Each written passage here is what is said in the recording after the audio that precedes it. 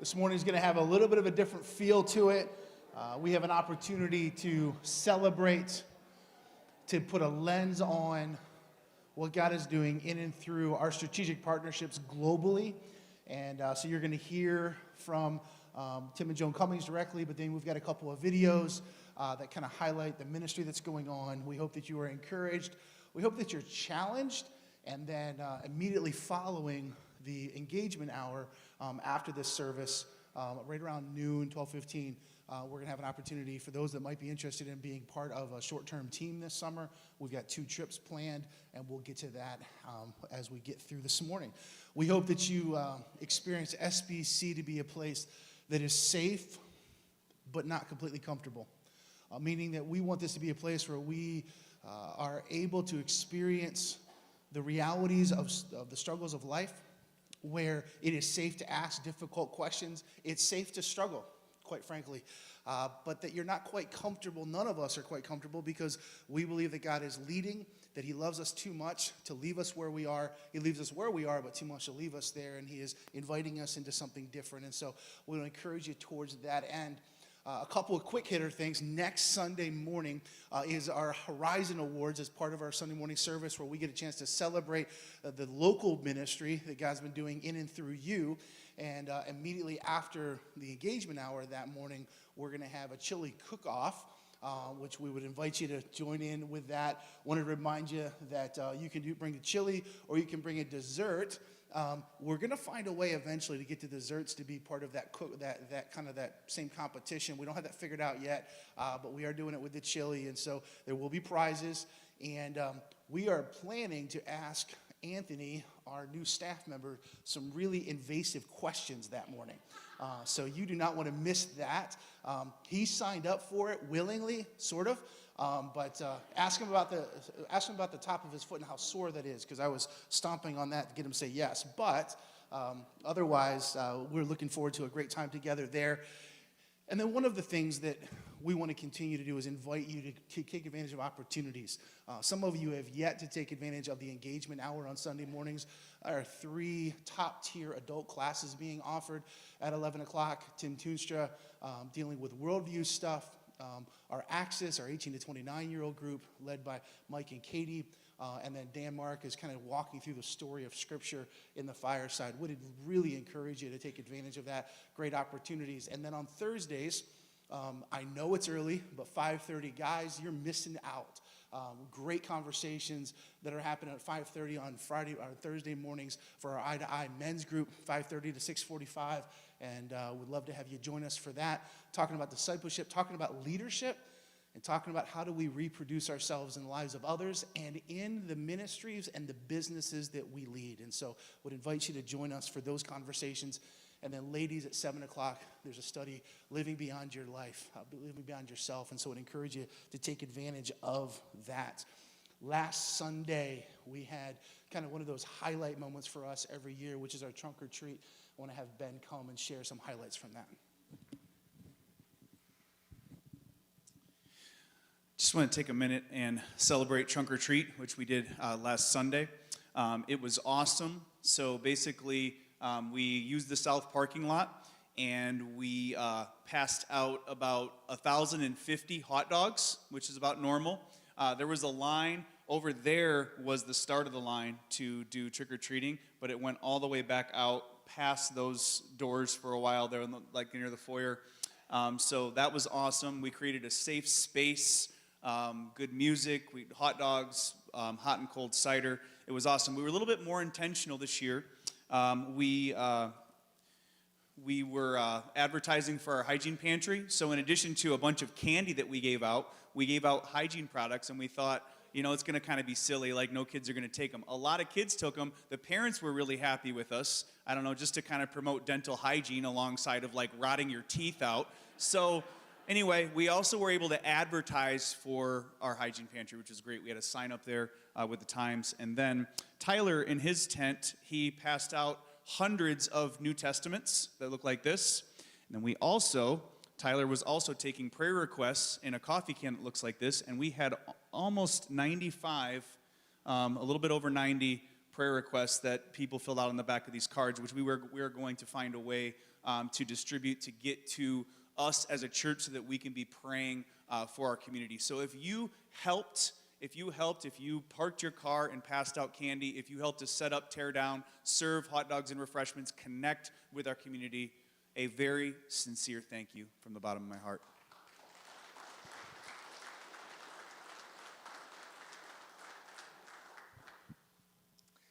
Hi, I'm Anthony. They took the picture away. Never mind. I was up there. I didn't wear shoes for like the first hour and a half. And I was like shocked at not getting frostbite. So I am the director of student ministries here at Sparta Baptist Church. I'd like to just announce our winter retreat this February is going to be freeze out at Lake Ann Camp. That's February 11th through 13th, which is a Friday through Sunday. It's for both middle and high school students. This is just going to be a great opportunity for spiritual growth and for students to develop relationships with one another and with the leadership team.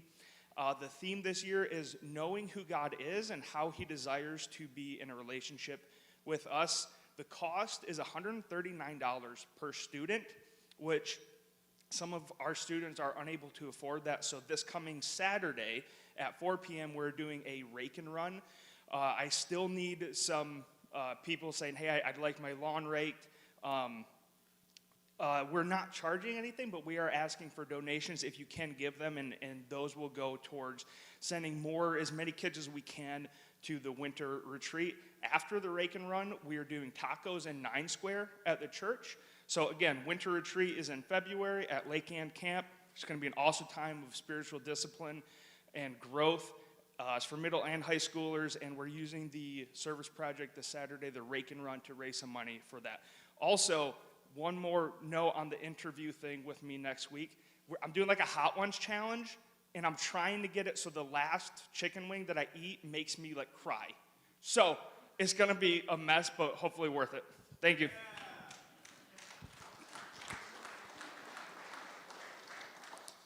Thank you, Anthony. Hey, so a couple of quick things before we move into the rest of our service.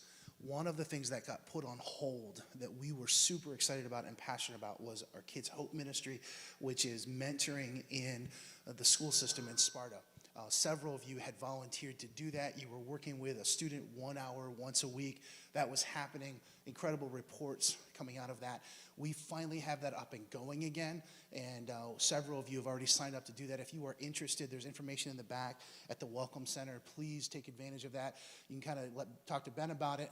You also can call Sherry McKellar, whose number is there. Would love to have you jump in with us if you would. And then this Thursday is Veterans Day.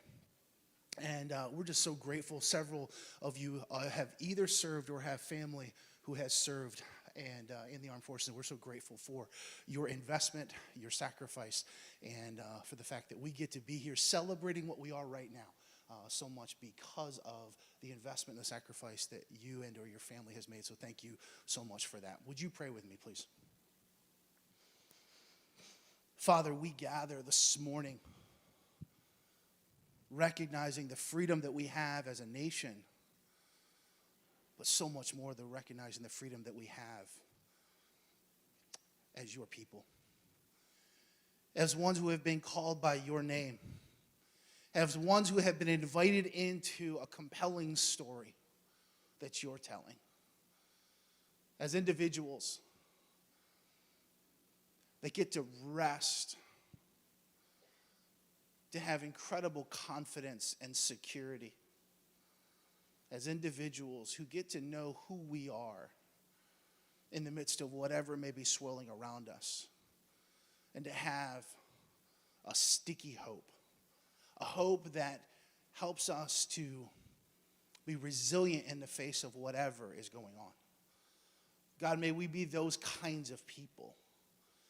And Father, may we represent that to a world that is hurting and broken and confused and in desperate need of light, of truth, and of hope. Father, thank you for this morning. Thank you for the opportunity that we have to celebrate some of our strategic partners globally and the work that they're doing. And I pray that as we interact with what will be presented, God, that we would be encouraged, that we will be stirred up. God, you have said to all of us, go, and as you are going, make disciples. And Father, for some, that means that they go outside of their immediate context into lots of different contexts around the world. And we want to be people that are passionate and committed to taking your kingdom and its values and its message into every part of this world. And we're grateful that as we do that, that it will not return void. That as we do that, there will be fruit, and we see evidence of that. And so as we celebrate the evidence of that this morning, may you be honored, may we be encouraged, and may we be further spurred on. It is in the precious name of Jesus that I pray. Amen.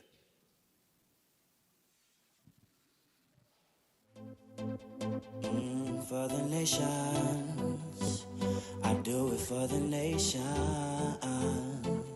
Hey, hey, hey, hey, hey, hey, hey, hey, hey. 7 billion people in this world still rising. God is opening our eyes, boys and girls, realizing that the gospel is upon us. It's our mission just to spread it. Anyone that wanna hear it any way that they can get it. All across the planet, every country, every village, preaching Jesus resurrected from the grave till they feel it. If not you, then who? If not now, then when? It's competition for their souls, and I'm going for the win. So send me and I go any place you want me. I'm about it. Got my passport in my bags packed in my crazy. No, I doubt it. I'm just focused on this vision. My mind on this mission. A Christian who is dying to be living. I'm living for the nation. For the nation.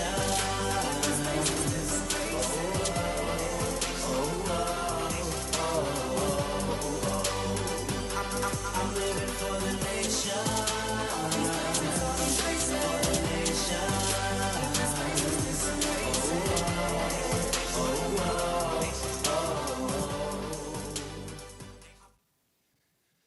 Good morning, Sparta Baptist. It's good to be here. If your family's like mine, this is one of your favorite days of the year. That extra hour seems to make all the difference in the world. We actually liked each other this morning. Even our dog was happy, which is saying a lot for a bulldog in the morning. So it's been a good day so far. Sparta Baptist Church, since 1856, so 165 years, has been serving in this community on this corner. And to put that in perspective, it's before we worried about the Lions winning football games. They weren't even around. The U of M MSU football game, it was prior to that. And if you really want some historical perspective, it was 7 years before the Lincoln delivered the Gettysburg Address that we were here as a church in Sparta. So with that in mind, it's a privilege today. So my name's Brian Johnston. I help lead the global outreach team for Sparta with Nate and several on our team you'll hear from today. And we just have an opportunity one time a year. We like to take a little time out of the morning service, actually the whole service, and dedicate it to sharing what we're doing globally as a church and those that we're supporting and involved with from Sparta Baptist. So you're going to hear from the team today. You're going to see some videos.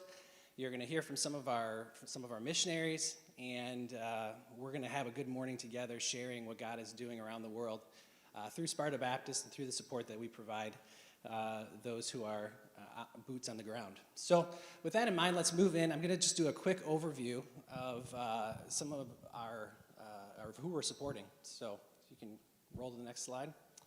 Tim and Joan Cummings. So you'll find out Tim and Joan have a very interesting definition of what retirement is, and they'll be up next with my wife, and we're going to do a little interview with them. So they'll fill you in on what comes next and where God is leading them, and you'll hear more from them. Sembach. One thing that we learned in the last year was that you cannot lead Sembach unless your name is Francois. The Picard family we have supported for many, many years, and Sembach is a really unique ministry. They're involved in church planting in Quebec area in Canada, have planted over 600 churches, and are involved in supporting and growing those, and the pastors, working with the pastors who are leading those congregations.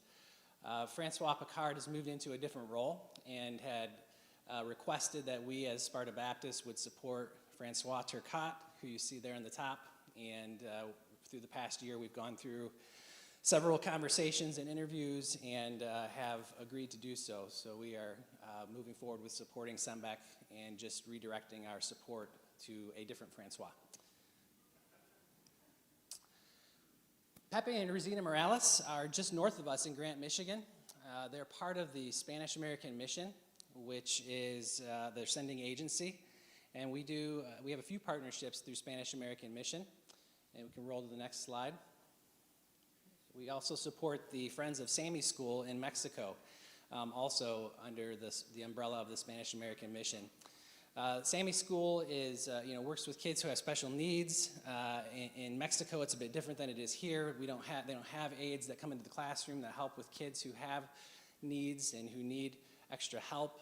And so without organizations and ministries such as this, those kids don't necessarily get the dignity of a good education or of being a part of being cared for and just an education in general. So Sammy School is led by Pastor Ramon in that ministry and several others who are involved there. And it's been different throughout COVID. They haven't been able to do things the way they used to, but they're getting back to meeting in person and moving forward, and we've got opportunity to be involved with them on the ground moving forward. Chad and Marlena Smith, you guys know the Smiths, most of you do. They're a wonderful family. They're involved in Guatemala with World Orphans. Guatemala has, child restoration is really where they're focused on. They've got a lot of challenges in that regard in Guatemala. There'll be more information on the Smiths to follow. I believe they'll be here in a couple weeks, so we'll also see them in person, and you'll get to hear from them directly. In Guatemala, through Chad and Marlena's direction, we also support a couple strategic ministries. And if you move to the next slide here, we work through the World Orphans Partnerships with the Strong City Church. And Pastor Jose, it's actually very sad here in the past few months, has lost his wife, who's pictured there with him. Guatemala is devastated by COVID, probably more than any country in the world, if you look at the statistics and what's going on down there right now. And unfortunately, she was a part of that statistic, and we lost her over the past few months. But Pastor Jose is leading Strong City Church, as is Minor and Francis, who many of you know, are involved with Refuge of Hope still. And we'll hear more about that as well as we go through the morning. Flickworts, hopefully many of you know the Flickworts as well. They're in Uganda. We've been to Uganda as a church. We've taken a team there. We plan to do that again next year. So if you're interested, as Nate said, please come after the service and we'll talk about the opportunities for next year.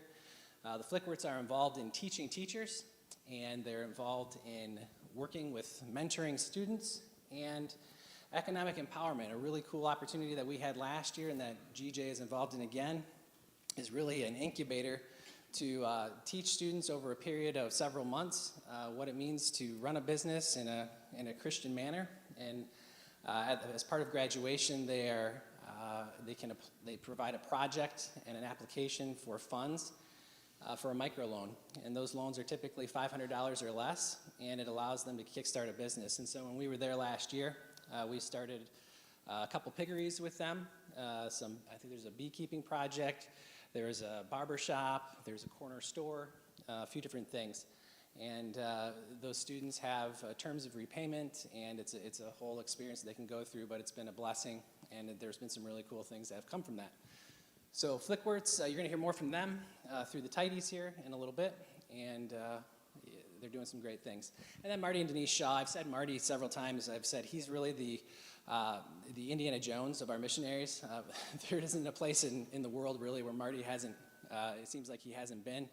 He's opened up some opportunities in some countries and fields that are extremely difficult to navigate, and he's now moved into the role that he has there with World Venture as Vice President of International Ministries. Marty and Denise have had their own health issues over the past year, but they are doing well, and they're in Colorado, and continue to provide support for World Venture and opportunity for short-term teams, and in guiding some of our current missionaries that we support here as a family.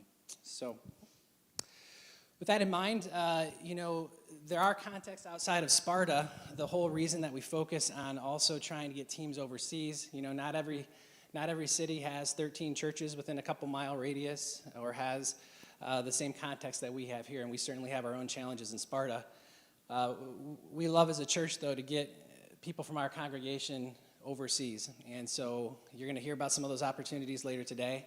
I would ask you to prayerfully consider being a part of that and seeing the way that God's working, in a different context where people have to walk 3 or 4 miles to get water, or 1 mile, or where they don't have a church anywhere in the near radius of them to visit, and where they really have to depend on God in different ways. And we really believe that there's a symbiotic relationship between global missions and local missions, and when you spend time overseas and see how God's working there, it can spark something in you when you come back to really have a heart here locally for how God can use you maybe in ways that you hadn't thought of before. So please consider that as you hear more about that later today. Let's see, I think we have a couple videos, so you can go ahead and roll those, and then you'll hear from Julie and the Cummings. Hello, Sparta Baptist Church. Hi, friends. Hope you guys are well. We are sitting here in Guatemala. It's the last week of October, and we are on a spiritual retreat staff. In August, we were supposed to do this. It's been planned for the better part of a year, and because of COVID complications as well as the death of one of our pastors, we had to delay it until now here in October. And so we are down here enjoying this beautiful sunshine as well as this beautiful scenery as you can see behind us, and just want to give you a little bit of an update. We have 3, our oldest 3 are in high school, which is the only time it will ever happen, having 3 in high school at once, which is kind of crazy, 9th, 11th, and 12th. Emmett is graduating this year, and Lord willing, will be in college next year. We're in the college search process, and would love your prayers for wisdom and discernment as he makes those decisions and as we help guide him.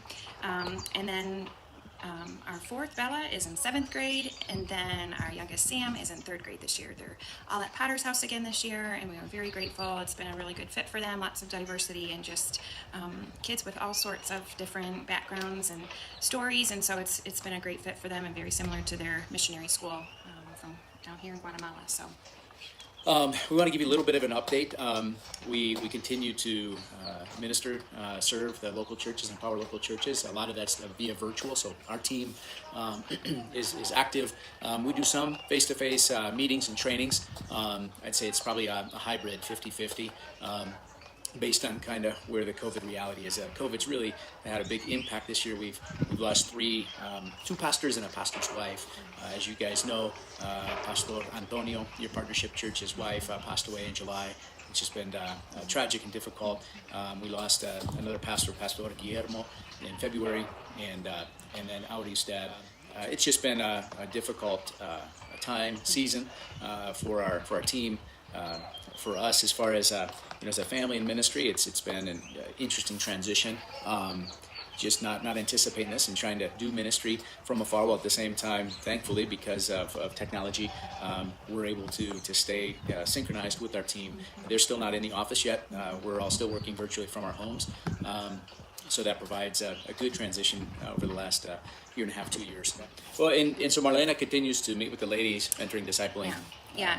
And using Zoom, just like Chad said, every month I meet individually with the 6 ladies on our team, and kind of a mentor discipleship role, and really just encouraging them in their walks with God, helping them to be fed so that they can continue pouring into the lives of the lay leaders within the churches, as well as meeting with the families that need the hope of Jesus, and just to be encouraged in preserving their family. So I feel privileged to be able to have that role with the ladies on our team.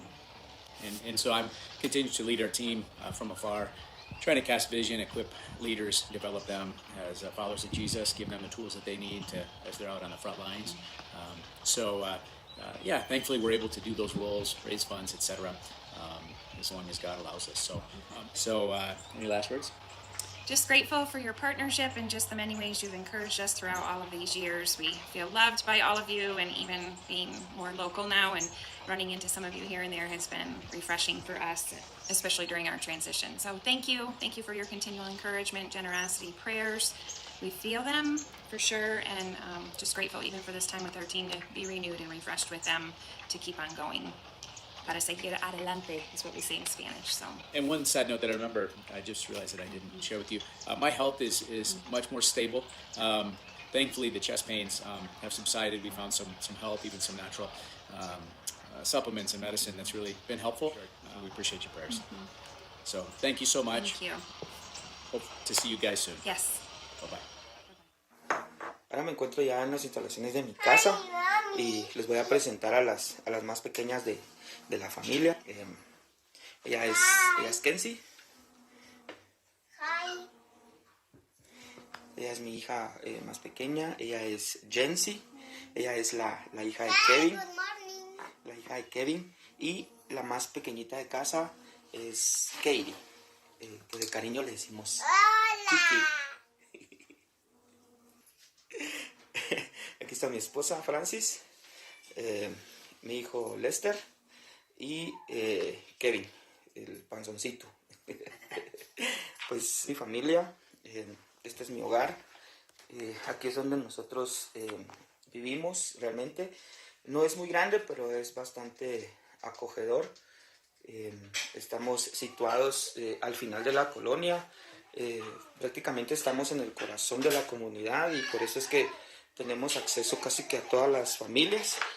Ahora les voy a contar un poquito de lo que hago aquí en Guatemala. Hace 4 años, Ministerio de Orfan me llamó para poder estar en un taller o aprender a usar las máquinas y poder hacer algo yo. Como la economía de Guatemala no es la adecuada, entonces ellos empezaron a abrir talleres en el cual yo estuve en el primer taller hace 4 años, donde me fui capacitando y alrededor de 2 años pues también ellos me dijeron que si quería estudiar, entonces me metí a estudiar durante 1 año y saqué mi diploma de corte y confección. Y hace algunos meses también me dijeron de que si yo quería enseñarle a otras. Y empecé en el taller de zona 18 hace como 1 año. Y hace unos meses que se abrió otro taller aquí en zona 7. Y ahí he estado enseñando. Ahora soy maestra de corte y confección. Estoy a cargo de 3 talleres aquí en Guatemala y contándoles también de que el producto que hacemos cada uno de los talleres en donde estoy se está vendiendo en Estados Unidos, en Colorado. Allí, si algún día pueden visitarlo, pues ahí es producto del cual nosotros estamos aquí en Guatemala. Y también aparte de enseñarles hacer prendas, hacer bolsas o hacer ropa o alguna otra cosa, también me ha tocado escucharlas, cada una de las mujeres en las cuales estoy a cargo tienen una historia en el cual me han abierto su corazón y hay momentos que me ha tocado ministrarlas. De alguna manera Dios ha hecho grandes cosas en mí y en el cual ahora me sirve para poder apoyarlas espiritualmente y emocionalmente. La verdad es que las situaciones que ellas viven no es fácil, pero yo sé que con la ayuda de Dios y diciéndoles que hay esperanza y diciéndoles de que Dios está con ellas y así como está con cada uno de ustedes y con nosotros, Él siempre tiene una visión para cada una de nosotras y siempre está para apoyarnos y es lo que de alguna manera me ha tocado hablar con ellas. Hola, buenas tardes. Muchas gracias por estos regalos que nos han mandado. Que Dios los bendiga. Buenos días, que Dios les bendiga en este día. Muchísimas gracias por estos instrumentos que nos han dado para que nosotros aprendamos y que Dios los bendiga grandemente. Muchísimas gracias. Amigos y hermanos de Sparta, pues reciban un cordial saludo, un fuerte abrazo y todas nuestras bendiciones. Pues mi familia y yo estamos muy contentos y muy agradecidos con ustedes. Nos sentimos bendecidos por sentirnos parte de esta hermosa familia que al final ustedes y nosotros formamos. hemos creado un vínculo muy hermoso, hemos creado una amistad muy buena, muy duradera, a pesar de la distancia, a pesar de la diferencia de idioma, hemos creado ese vínculo bonito que nos ha hecho familia. Queremos darles gracias por sus bendiciones, por todo lo que ustedes han hecho por nosotros, por estar pendientes de nosotros, por orar por nosotros en todo momento. De verdad, estamos muy agradecidos con ustedes.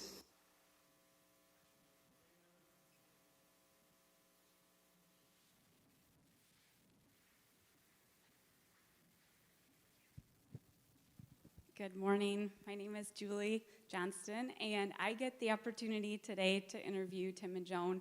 And I was just thinking, how are we going to follow that? That was amazing. But and Joan's crying. I'm going to cry too. I cry all the time.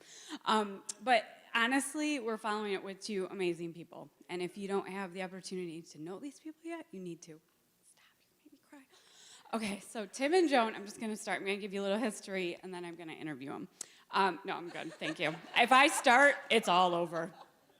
Anyway, so Tim and Joan in 1975 were commissioned by SBC, and they were partnered with World Venture, and they went over to Europe. So this is amazing. They served in Austria for 22 years. They served in Ireland for 15. Then they came back to the United States in 2013. And they would go to Christian colleges, they go to churches, and they try to explain what World Venture did and the need for missionaries to mostly, young students. And I cannot think of two better people to do that. So wonderful. And then in 2021, this past March, they transitioned. So I'm going to ask Tim to explain a little bit about that transition.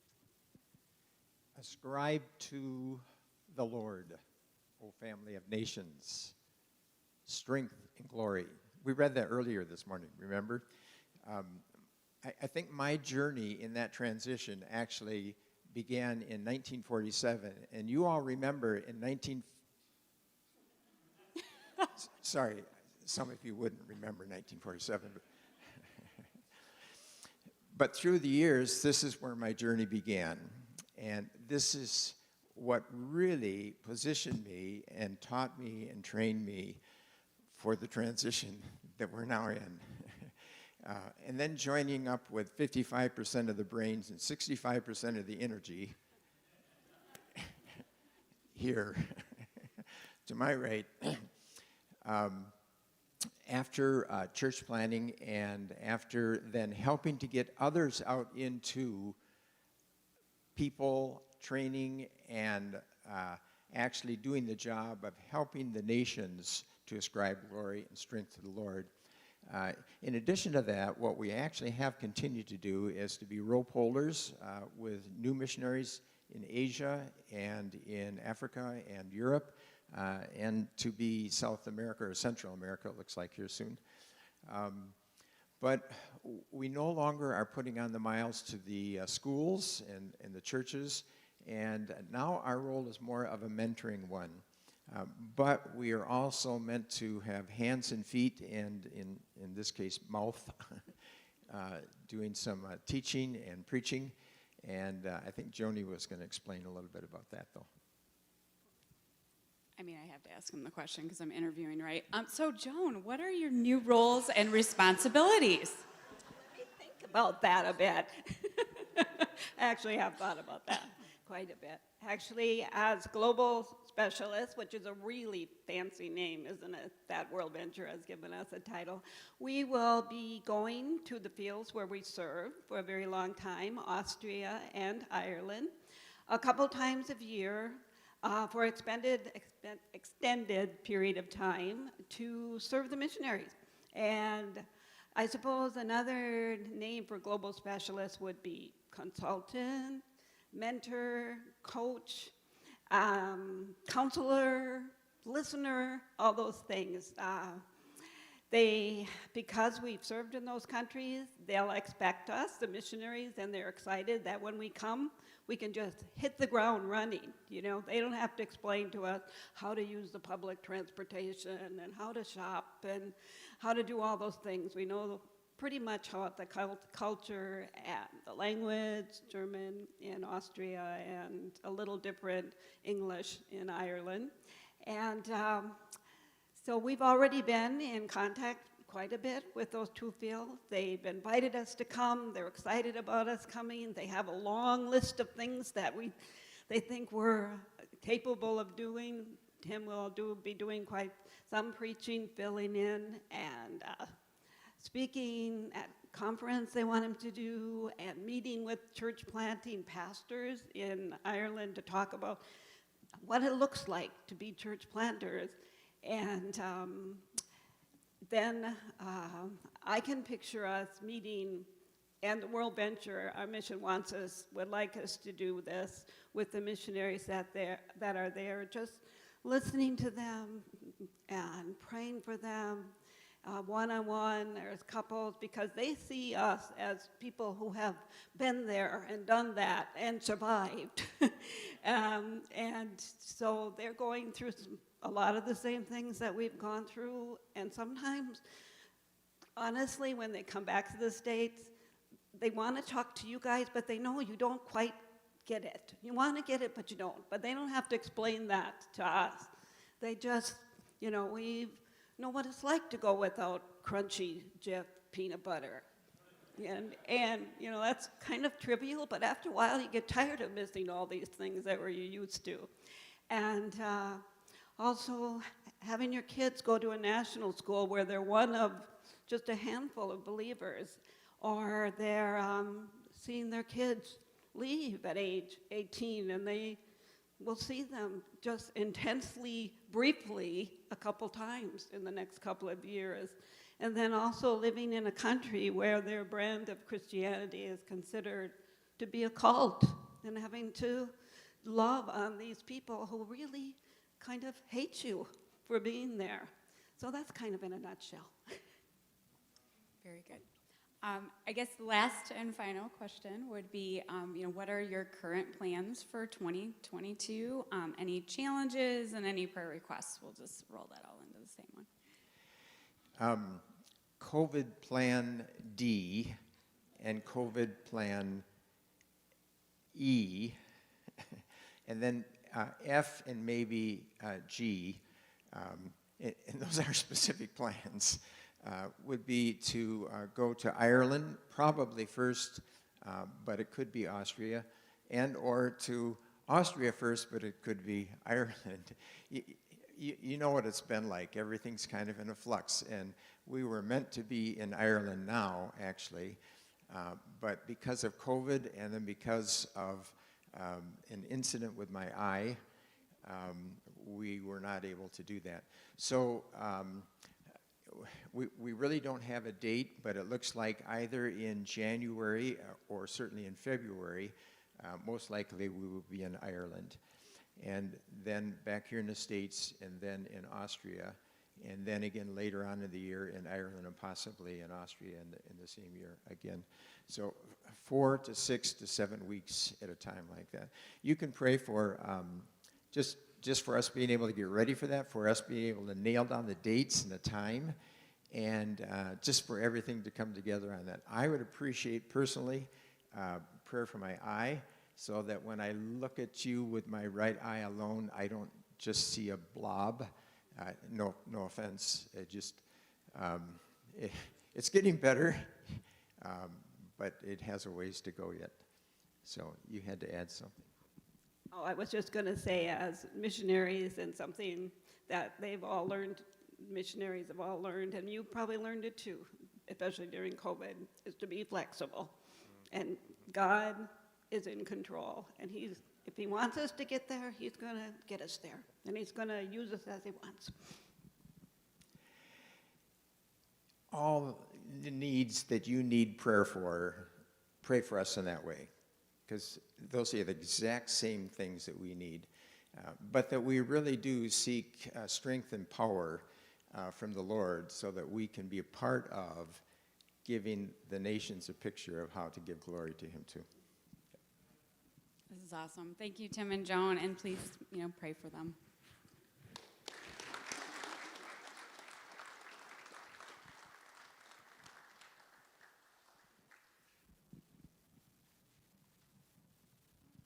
Good morning.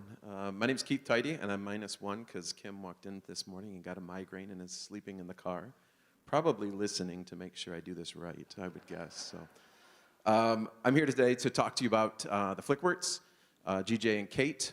They are in Uganda. If you can go to the next slide, kind of shows their family. There's GJ and Kate and their 2 kids. Ben is 5 and Isaiah is 3. If you're not sure where Uganda is, if you go to the next slide, it's in Africa, near the equator, landlocked country. They are in Gulu, which is the 2nd most populated city in Uganda. One more, please. And the projects that they're going to talk about, Kim and I sat a couple weeks ago, and we sat in our living room and did a Zoom with them. And the 4 things they're going to talk about, GJ is doing a discipleship business training class right now. Brian had mentioned that earlier. That involves a microloan program, so he's going to explain that. They started a tree farm. Charcoal is the main source of energy that they use in Uganda, so they planted over 80,000 trees, and they're going to kind of talk on that. And then he's also has a training farm that he has where they're teaching them how to farm in Gulu to make money. And one of their projects he's going to talk about is they're doing a cricket farm right now, where they're raising crickets for food, and he'll explain that to you too. So I'm going to step away and let you just kind of watch the video for a second and then come back up. Give us a quick update about you and your family.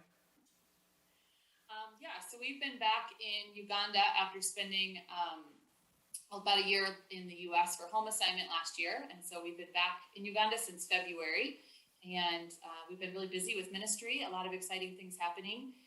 We had a little bit of a lockdown during the summer, but the restrictions have eased a little bit, and so getting back into the rhythm of things. So yeah, we're doing really well. We've got 2 boys. Benjamin is 5 years old, and the big exciting thing that we've started this year is just homeschooling with him in kindergarten. So you can actually see our homeschool room here behind me, and so that's been really fun. It's going really well, and I'm really loving getting to be a teacher again. So. And then we've got Isaiah, who just turned 3 years old, and he is our mischievous social little guy who's always keeping us on our toes and keeping us laughing. So nice. So thank you. Can you give us any update on your projects that you have going on in Gulu? Yeah, sure. So here in Gulu, we partner with an organization called Hope Alive. It's a child sponsor organization.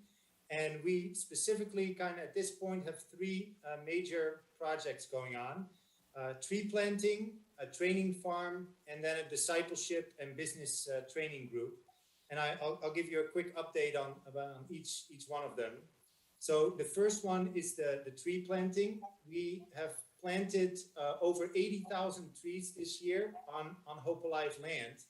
And the specific purpose is to produce more sustainable charcoal.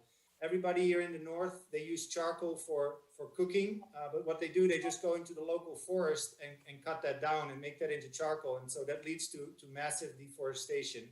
And so this project kind of helps reduce that.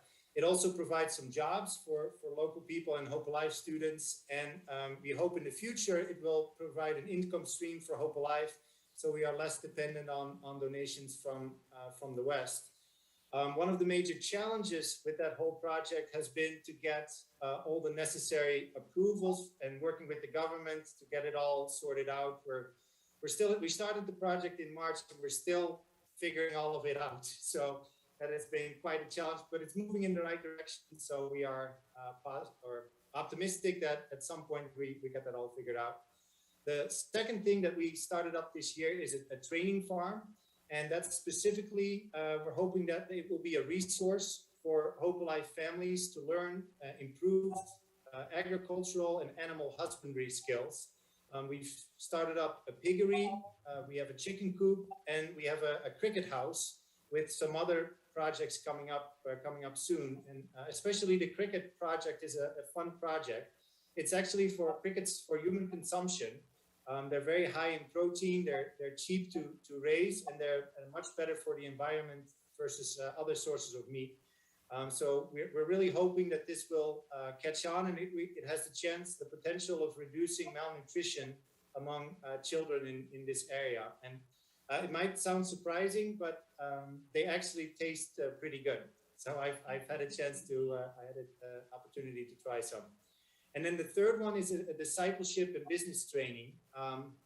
This is for Hope Alive students and alumni, and currently we have 21 guys in the program.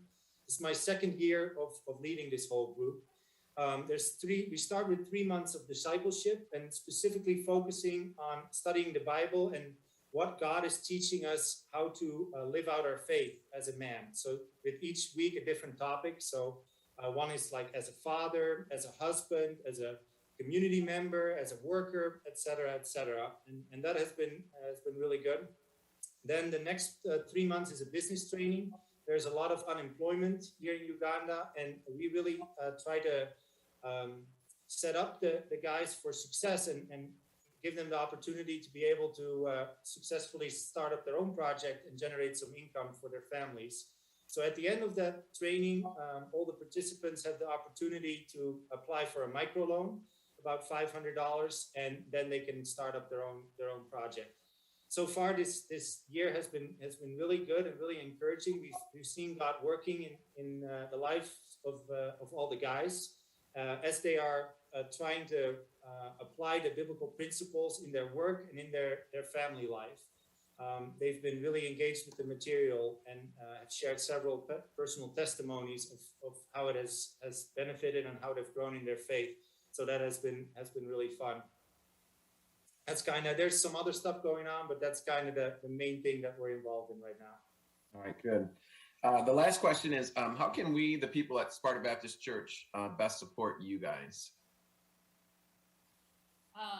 Yeah, so one of the ways you could support us, we actually had a short-term team come from Sparta Baptist in 2019, and we're hoping that we can have another team come out next year. And so pray about potentially joining that short-term team and coming out and seeing for yourselves the work that we're doing out here. We'd love to have you come. The second thing is signing up for our newsletter. You can stay updated with the projects that we have going on and just also read about ways that you can be praying for us. And then the last thing is just to pray for us. We have a couple specific prayer requests. If you can be praying for the guys that are in the training, they're finishing up their business training, and then they'll be starting up that project. And so just praying for wisdom for them and diligence to work hard in that project. And that they would just be successful in that project that can earn some income. And then the second thing is just that you would pray for us to continue to rely on God daily as we do ministry and raise our boys. And that would be great. So we're so thankful for Sparta Baptist and all your prayers and your support. Thank you. So just to kind of recap those 4 things, the prayer requests that they had is something that we can do to help them. Their newsletter is awesome. They do a really good job with what they're doing. So if you want to sign up for that newsletter, we can get you information about that. We are looking at going the end of July and the beginning of August. So if that is something that you're interested in going on, being someone that went last time, it was incredible. I promise you'll get a lot out of it. It's amazing. And then they have a microloan program. They've asked for $250 donation to sponsor one of the gentlemen that are in the class that they're doing. And what's unique in what they're doing now is they will link you to that person and give you updates on what that loan is looking like and how it's changed their life and how it's going. And you can sponsor that yourself, or if you want to get 5 people together and everybody throw $50 in, they'll still link all 5 people to that, and you'll be able to follow along with that too. So those are some ways that they could use your help. All right, so that's about the Flickworks. I hope you're getting a little bit of a feel for the fact that in and through our strategic partnerships, we've got some dynamic individuals doing some incredible work. And whether it be Tim and Joni continuing to be consultants well into retirement years, or whether it be the Flickworks on the front end, really just equipping and mentoring to be able to help shift the entire economic structure of an entire region of the world. That's a bold endeavor, and they are very much involved in all of that. One last video we want to show you this morning. So here's the question that I would ask. So when we're understanding our role in the global landscape, we talk about going, we talk about being a part of the work that God's doing globally. But one of the questions I think we got to wrestle with is, what do we do when the global stuff that God's doing comes here? And the reality is that we see that, right? We see that multicultural nature of it. And one of the things as a part of Spanish American Mission that we get to be a part of is not what God is just doing in Mexico, which is about 40 plus churches that have been planted, Friends of Sammy's school that we get to support as well, but also through what Pepe and Rosita Morales are doing in Grant is working for investing in migrants who are coming here for work and have an opportunity as the nations come here to be able to offer support and discipleship as well. And so I want to take just a couple of minutes to take a look at the work that they're doing, and then we'll kind of wrap this together here for just a moment.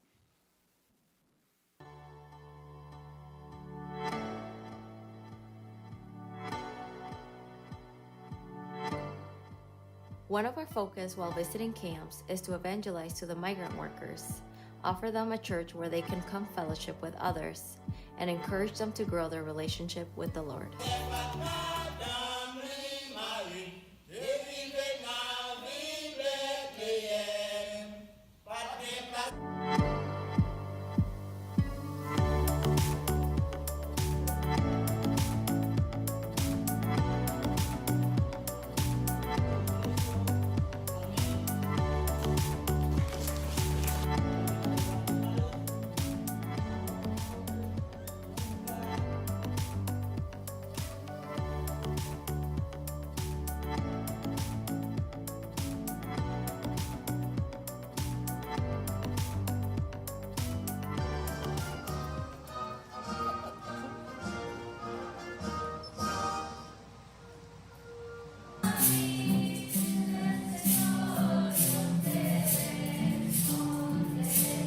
Our focus for Vacation Bible School is to reach children and families for Jesus and prepare a new generation for Him. This includes us going out to camps in the local area.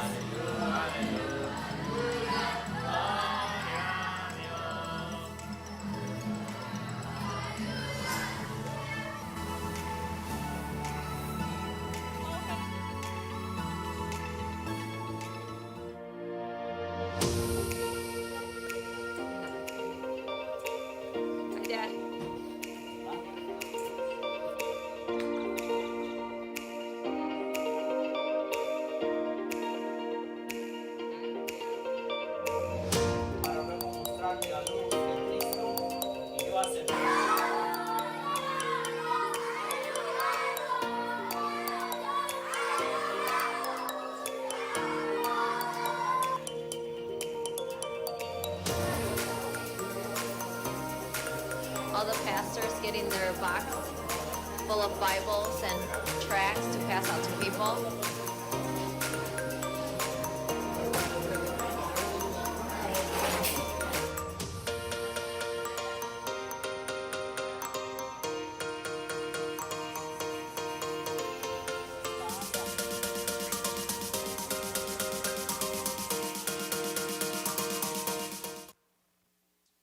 Just so grateful for the incredible investment and partnership and the privilege that we have to see leaders lead, love, and serve well globally, and that we get to be a part of that.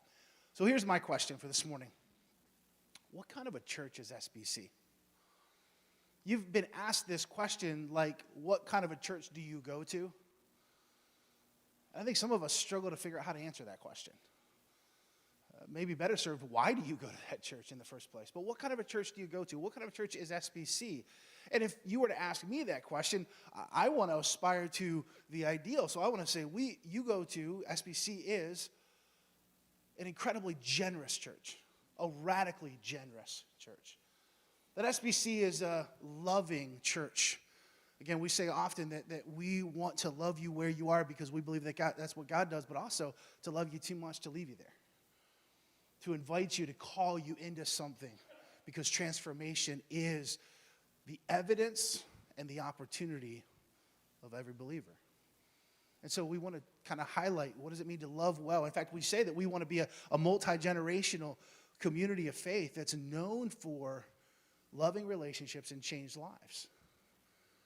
But if you were to drill down a little bit and say, okay, so let's talk a little bit more about what that comes down to, it would come down to really two things. It would come down to the first being this: when Jesus was approached with the very specific question, what is the most important thing to God? What's the greatest commandment? What matters the most to God? Jesus had a very specific, clear, non-equivocating answer. He said, what's most important to God is that you would love the Lord your God with all of your heart, soul, mind, and strength, and love your neighbor as yourself. That the most important thing to God is that we would love God and that we would showcase our love for God in the way that we love others. And then Jesus wasn't content to leave this in a place where maybe you would wonder, okay, so what does that really look like? And do we have to really love this way? And does it have to look this way? What does love actually look like? Jesus said, no, I'm going to go a little step further. And when he had his last meal with his disciples, he was very clear about what kind of love that looked like. And in John 13, he tells us this, that I want you to be known as a new command, to love one another. How do you want us to love each other, Jesus? As I have loved you, so you must love one another. And I find this so fascinating because Peter would have heard that and he would have known, so you want me to love you in the way that you love me in spite of the fact that I betrayed you. In spite of the fact that I have absolutely spoken out of turn so many times. In fact, Peter was a racist. And the truth is that Jesus loved him and invited him in and then transformed his life. That others would have been sitting around the room. Barnabas, Nathanael would have known that Jesus loved him in spite of the fact that before Nathanael even met Jesus, he made fun of and mocked and ridiculed his entire family and where he came from. If you're going to love the Lord your God with all your heart, soul, mind, and strength, and you're going to love your neighbor as yourself, the way that looks is that you got to love the way I did.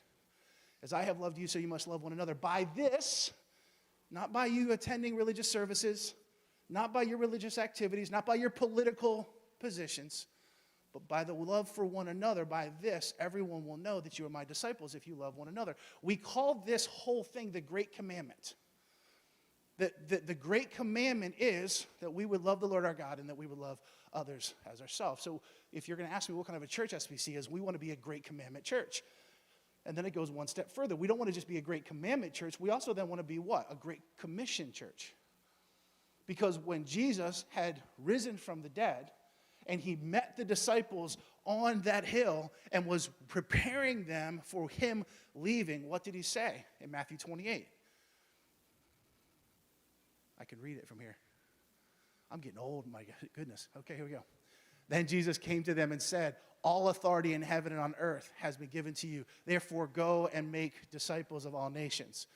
And that going is not go to some random place and some of you need to go there. It was as you are going, as you are loving people, as you are living out the great commandment to love the Lord your God and to love others as yourself, as you do that, go and make disciples of all nations, baptizing them in the name of the Father and the Son and the Holy Spirit, and teaching them to obey everything I have commanded you. And surely I am with you always to the very end of the age.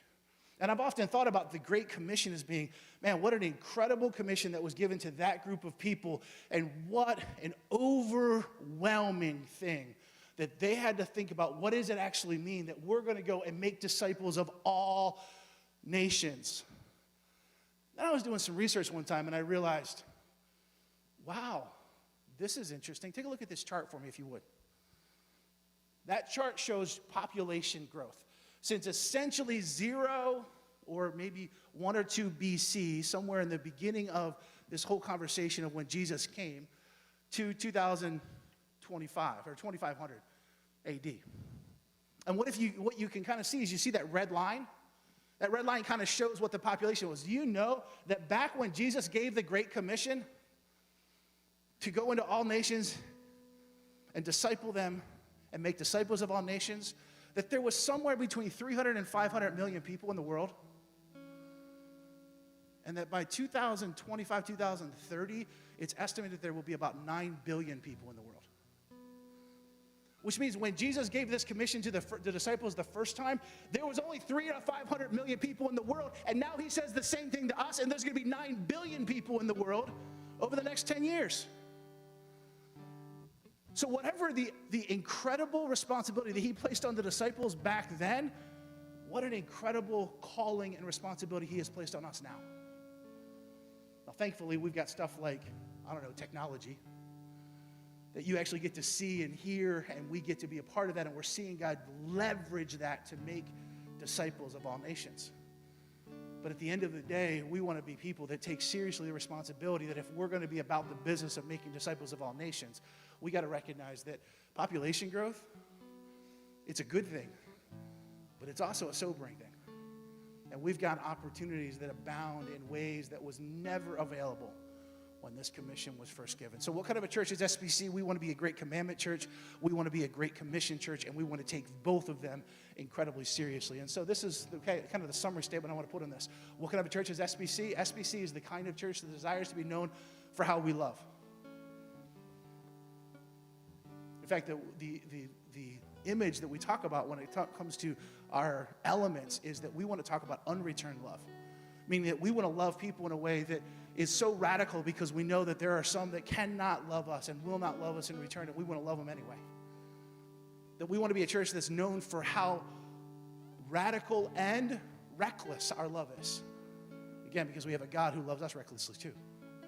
How we love, for our radical generosity. Radical generosity that's not done for the sake of branding, that's not done for the sake of making myself feel better. It's done because we recognize how great our God is and the generosity he's poured out on us. That's known for how we love, for our radical generosity, and for taking the message and the values of Jesus to where we work, play, study, and live. That we take the message, as we are going, we take the message and the values of Jesus into every arena where we live, where we work, where we play, and where we study. May that be the kind of people that we are. May that be the kind of church that we're a part of. And may that be something that God leverages for many, many decades into the future as we seek to fulfill the Great Commandment, to be known for that, and the Great Commission of how it is that we operate in our everyday lives. Ben, would you come?